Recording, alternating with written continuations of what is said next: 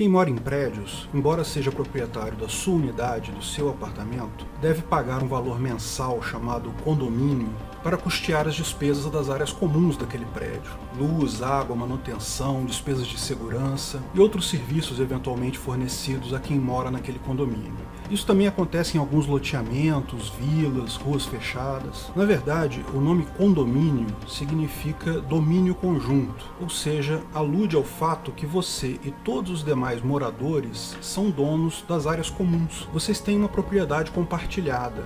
De fato, o termo condomínio significa isso, a propriedade compartilhada, o domínio conjunto. O prédio como um todo é chamado de condomínio.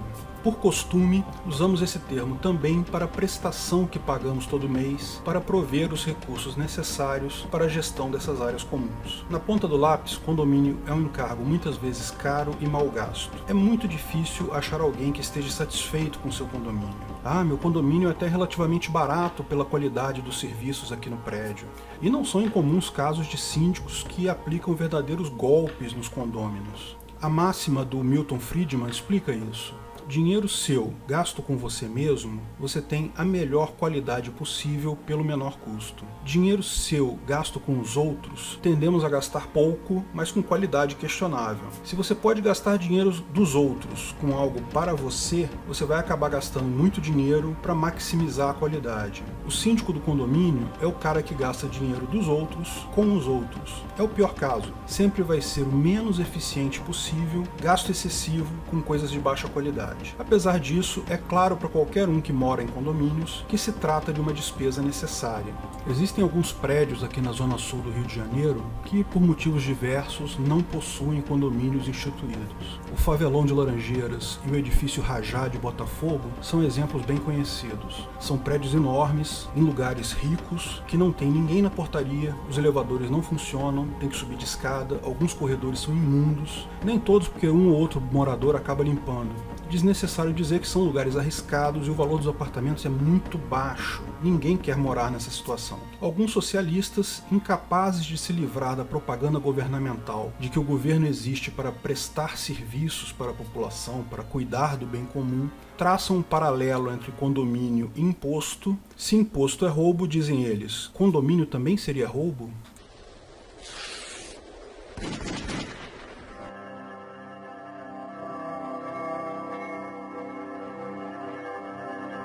Afinal, condomínio é roubo? Lógico que não. O Estado não existe para cuidar do bem comum ou para prestar serviços à população. O Estado existe para extorquir dinheiro das pessoas e enriquecer funcionários públicos e políticos. Esse é o único e central objetivo do Estado. Eventualmente ele até presta um serviço ou outro, joga um pouco de asfalto no buraco da rua, tipo uma esmola ou uma propaganda, objetivando facilitar o recolhimento de mais impostos. Além disso, imposto e condomínio são coisas radicalmente diferentes até no ordenamento jurídico estatal. Uma é figura do direito privado, outra é figura do direito público. Mas ninguém está preocupado com esse lixo positivista que é o ordenamento jurídico estatal. Na ética libertária, é fácil ver que imposto e condomínio são coisas diferentes. E a diferença é exatamente o que torna o imposto um roubo, a coercitividade. O condomínio, em algum momento, você assinou um contrato aceitando tais termos, aceitando pagar tal prestação. Ao contrário do imposto, que você é obrigado a pagar mesmo sem ter assinado nenhum contrato.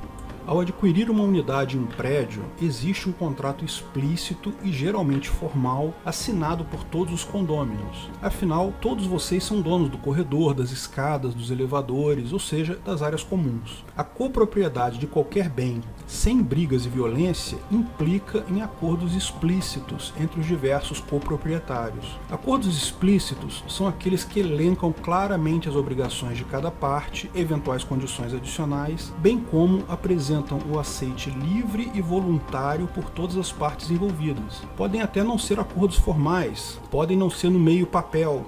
Explícito, formal e o meio do contrato são coisas distintas. Formal significa que tem uma forma própria. Geralmente o contrato formal é materializado em um meio perene, tipo contrato em papel. Mas pode até não ser formal, pode ser, por exemplo, de boca. Mas precisa ser explícito, portanto tem que ter o aceite claro e voluntário das partes. Adicionalmente, deve-se lembrar que o condomínio é um ônus, ou seja, na verdade é uma limitação do direito de propriedade pleno.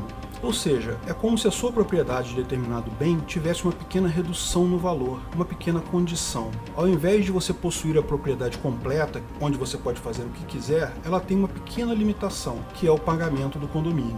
Essa pequena limitação no valor da propriedade, através de um acordo explícito, é que se dá o nome de ônus da propriedade. Ah, mas eu nunca aceitei o condomínio, o apartamento era do meu pai, eu recebi de herança, então eu não aceitei essa condição. Não é bem assim não. O que o seu pai deixou para você foi o apartamento com a condição também, com um ônus. Você não recebeu dele a propriedade completa daquele apartamento porque ele também não possuía a propriedade completa. Ele voluntariamente aceitou a condição, aceitou o ônus da propriedade. O que ele passou para você na herança foi a propriedade já com o ônus. E lembre-se, você sempre pode recusar a herança se não estiver de acordo com tal condição inerente à propriedade. Então, no momento que você aceitou a herança do seu pai, você aceitou o ônus também. Pelo mesmo motivo, você não pode vender o seu apartamento sem a obrigação, sem o ônus. Você não pode vender o que você não possui. Então, quem está comprando também aquele ônus, está comprando o condomínio. Agora, repare que existem diversos tipos de impostos, mas todos eles têm uma coisa em comum. Você nunca concordou com nenhum deles em nenhuma situação. Isso é a coercitividade. O governo até diz que você os aceitou no tal contrato social, mas você nunca teve tal oportunidade. Poderia-se até fazer um argumento válido para um imposto específico, o IPTU, Imposto Predial e Territorial. Se assumíssemos que todos os proprietários de todas as propriedades privadas, em algum momento no passado, tivessem assinado um grande condomínio nacional com o governo, mas isso nunca foi feito. Nunca houve um grande chamamento para optar por pagar imposto ou não. Ninguém nunca teve opção de não concordar. Então, mesmo o IPTU não é legítimo na ótica libertária. Os demais impostos são mais absurdos ainda, porque não podem ser entendidos como ônus de propriedade. O imposto de renda, por exemplo, você paga conforme receba rendimentos do seu trabalho. É quase como se fosse um ônus sobre a propriedade do seu próprio corpo, como se o governo limitasse a sua propriedade sobre o seu corpo, sem o seu consentimento expresso. Agora, deve-se reconhecer que em uma sociedade de leis privadas é preciso avaliar qualquer contrato que se assine de forma crítica. Alguns contratos são muito simples. Contratos de compra e venda, por exemplo. Estou te vendendo isso, você vai me pagar X, talvez algumas condições a mais, garantia, sei lá, e acabou. São contratos pontuais no tempo. Geralmente, esses contratos não trazem grandes complicações, mas contratos que se arrastam no tempo, contratos contínuos, contratos de emprego, sociedades empresárias, contratos de condomínio, por exemplo, podem se tornar uma armadilha. Por isso que esse tipo de sociedade voluntária só se viabiliza em ambientes com informação ampla e disponível. É preciso conhecer esses contratos e evitar armadilhas que podem, no futuro, te causar um enorme prejuízo.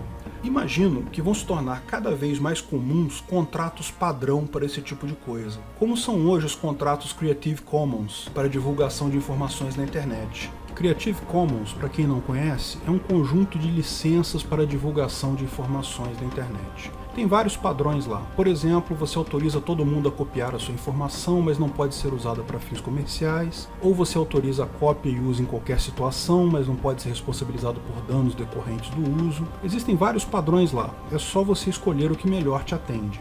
Esse vídeo, por exemplo, é liberado conforme uma licença desse tipo, que eu tenho que aceitar no YouTube. É uma forma de contrato. Hoje já existem padrões de contratos para algumas coisas, mas entendo que a tendência numa sociedade voluntária é que haverão tais padrões bem conhecidos e definidos para todos os tipos de contratos contínuos. Você vai apenas alterar alguma informação, mas o grosso das obrigações já vai estar bem definida do ponto de vista legal. Você vai precisar sempre prestar atenção e conhecer os detalhes dos contratos, mas a maior parte dos padrões já vai estabelecer condições razoáveis. Importante esclarecer também que a teoria dos erros de contrato continua válida na ética libertária. Contratos assinados em erro, com coação ou sob ameaça são inválidos. O consentimento livre e desimpedido é requisito fundamental fundamental para um contrato válido. Mesmo que alguém diga, por exemplo, que no momento que você registrou seu imóvel em cartório, você aceitou o IPTU.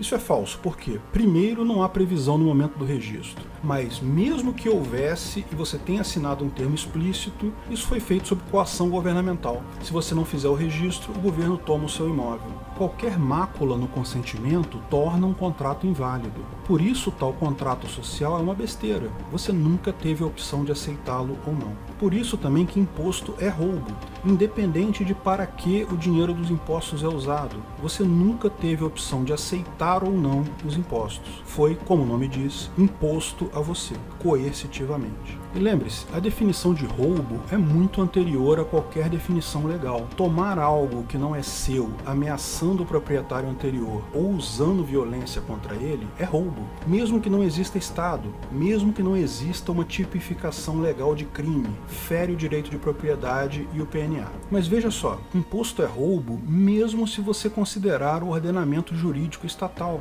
O tipo penal do roubo é claro na situação. Pode ver lá no artigo 157 do Código Penal. Subtrair coisa móvel alheia, o dinheiro é uma coisa móvel alheia, para si ou para outrem, ou seja, mesmo que o Estado dê a desculpa que usa esse dinheiro para ajudar os pobres, ainda está no tipo penal, mediante grave ameaça ou violência. Se você não pagar, meu amigo, pega a cana. Formou a tipicidade penal. A única coisa que impede você de ir na polícia e fazer um BO contra a Receita Federal é a figura jurídica chamada de antijuridicidade, ou mais tecnicamente, a excludente de antijuridicidade legal. Basicamente o remendo doutrinário no direito penal que diz assim: ah, mas se tiver uma lei autorizando, então não pode ser crime.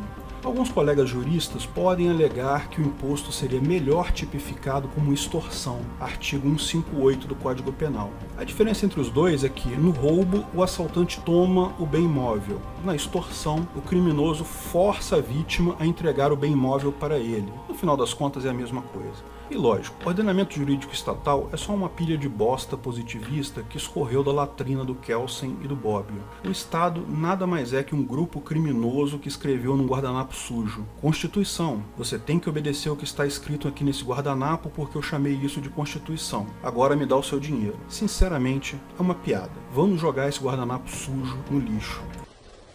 Se você gostou do vídeo, não esqueça de curtir e compartilhar. Clique no logo do canal para assinar e ser avisado de novos vídeos. Se quer saber mais sobre o assunto, veja um desses vídeos que selecionamos. Se quiser contribuir com o canal, ajudar na divulgação do anarcocapitalismo, veja na descrição de que formas você pode fazer isso.